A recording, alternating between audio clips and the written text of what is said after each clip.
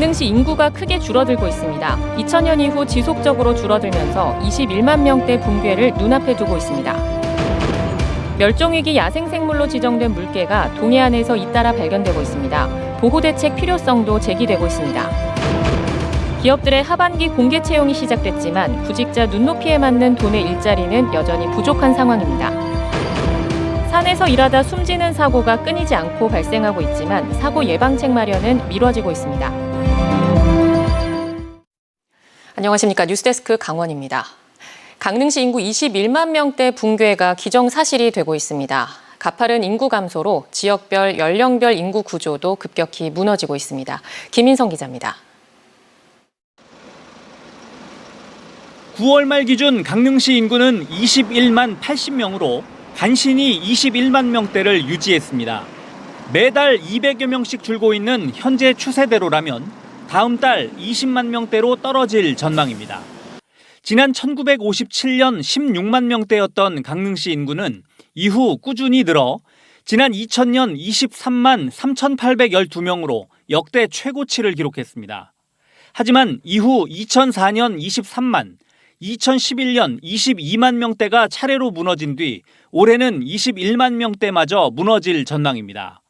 강릉시 인구가 20만 명대를 기록하는 건 지난 1981년 이후 42년 만의 일입니다.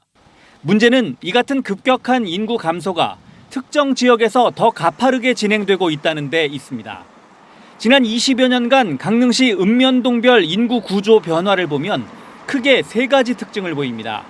우선 1980, 90년대 대규모 택지가 개발됐던 포남동과 교동의 인구는 크게 줄고 2000년대 중반 이후 대규모 아파트 단지가 들어선 홍제동은 89%, 송정동은 60%, 내곡동은 49% 늘었습니다. 강릉 도심 동지역을 둘러싼 사천과 연곡, 성산, 구정면 인구가 소폭 증가한 것도 특징입니다. 반면 옥계면 마이너스 43%, 강동면 마이너스 39%, 주문진읍 마이너스 34%, 왕산면 마이너스 21% 등 농어업 중심지에서는 인구가 크게 줄었습니다. 강릉시 인구 구조 변화의 가장 큰 문제는 앞으로 인구가 늘 가능성이 보이지 않는다는 것입니다. 80세 이하의 강릉시 인구를 연령별로 나눴을 때 인구가 가장 많은 층은 4,329명의 62세, 두 번째는 4,242명의 63세, 세 번째는 3,997명의 64세입니다. 반대로 가장 적은 층은 840명의 0세, 바로 올해 태어난 아이들이고 두 번째는 939명의 1세, 세 번째는 942명의 2세 아이들이며 네 번째, 다섯 번째, 여섯 번째, 일곱 번째 역시 3세부터 6세까지 순입니다.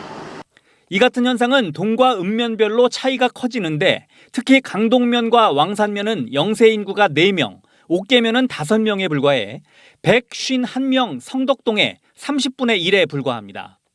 갈수록 출산 가능 인구, 생산 가능 인구가 계속 줄 수밖에 없는 겁니다. 일단은 출산율이 가장 이제 중요하고 이를 위해서 일과 가정의 양립이 중요하고 사람들이 인식이 좀 개선돼야 된다. 그래서 인구 소멸 속도를 늦추기 위해서 강릉시 전 부서가 지금 함께 협업으로 노력하고 있습니다. 정부가 인구 소멸 지역이나 생활 인구 같은 개념을 도입하고 있지만 인구 감소 해결의 근본적인 대안이 될 수 없어 소도시들의 고민이 커지고 있습니다. 인구 21만 명대 붕괴는 영동 지역 수권 도시를 자부하는 강릉시조차 지역 소멸 위기가 이미 진행되고 있다는 것을 상징적으로 보여주는 경고일지도 모릅니다. MBC 뉴스 김인성입니다.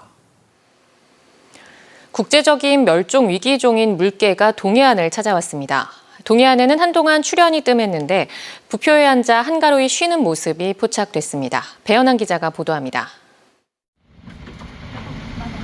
양양군 수산항 앞바다, 바다에 떠있는 부표 위에서 문길이 2m에 달하는 검은색 바다 생물이 쉬고 있습니다. 해양 보호 생물이자 국제적인 멸종 위기종인 물개입니다. 물개는 혀를 내밀며 뒷발로 연신 얼굴을 만지는가 하면 자리를 고쳐 앉더니 소리도 지릅니다. 하품을 크게 하고 바다에 뛰어들어 수영을 즐기다가 다시 부표 위로 올라와 휴식을 취합니다. 당시 조업 중이던 어선이 가까이 다가갔는데도 물개는 도망을 가지 않았습니다. 제가 18년 낚싯배를 하고요. 물개는 처음 봤습니다. 동해안에서. 돌고래는 여러 번 봤는데 물개는 처음 봐서 제가 동영상으로 한번 찍어봤습니다.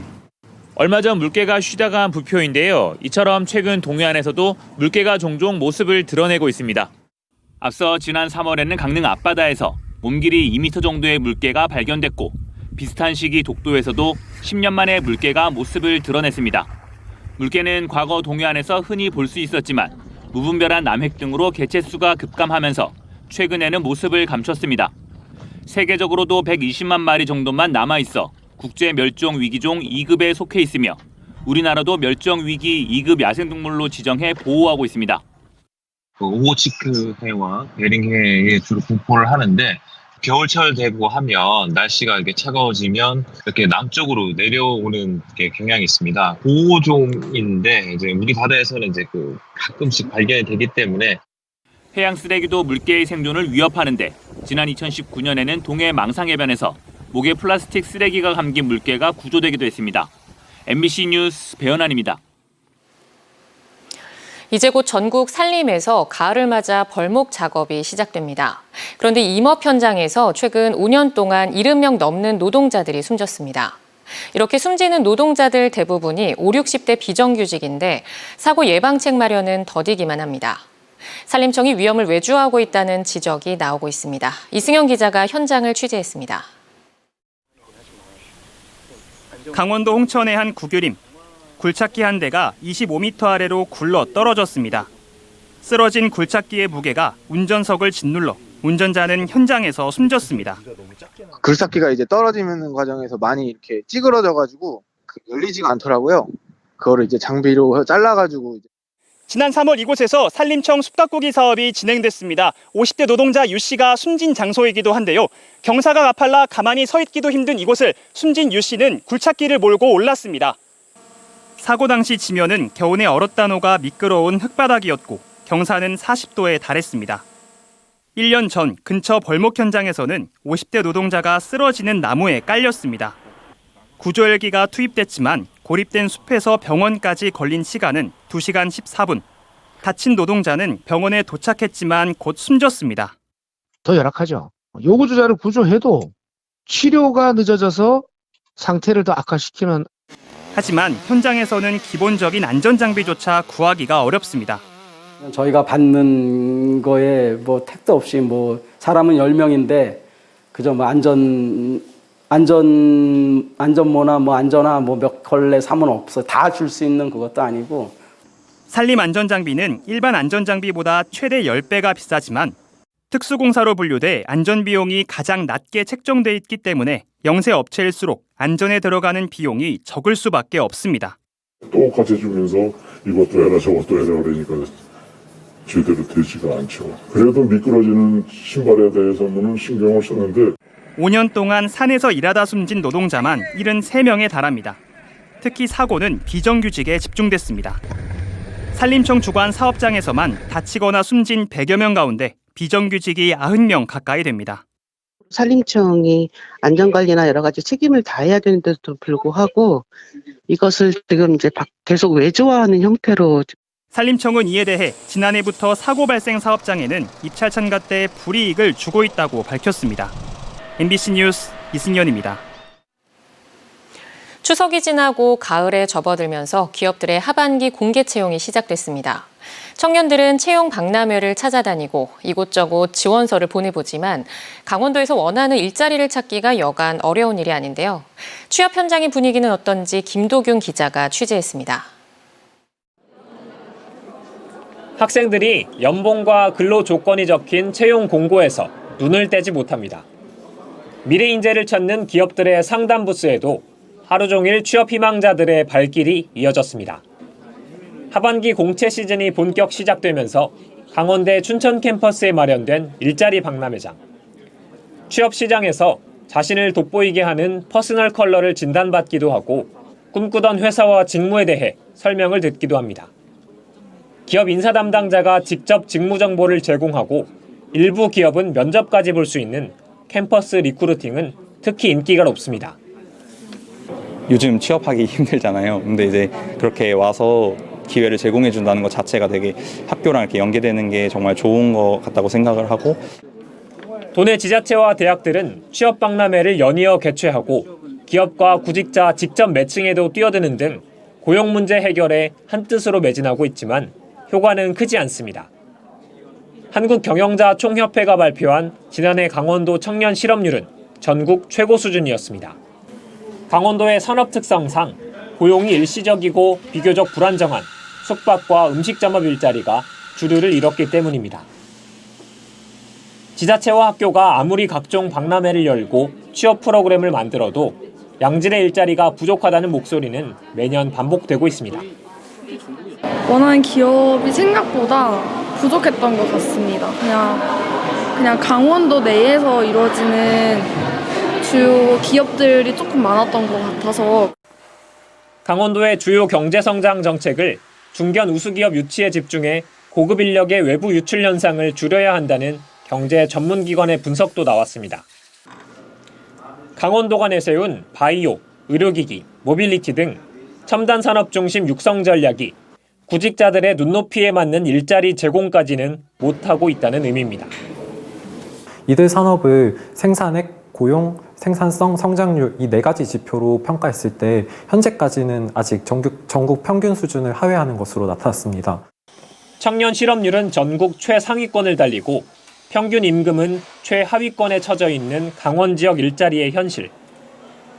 행정 주도의 산업 발전 정책에서 벗어나 기업 친화적 환경을 만들고 경쟁력 있는 기업을 유치하는 선진국형 경제 정책으로의 전환이 시급하다는 지적이 나옵니다.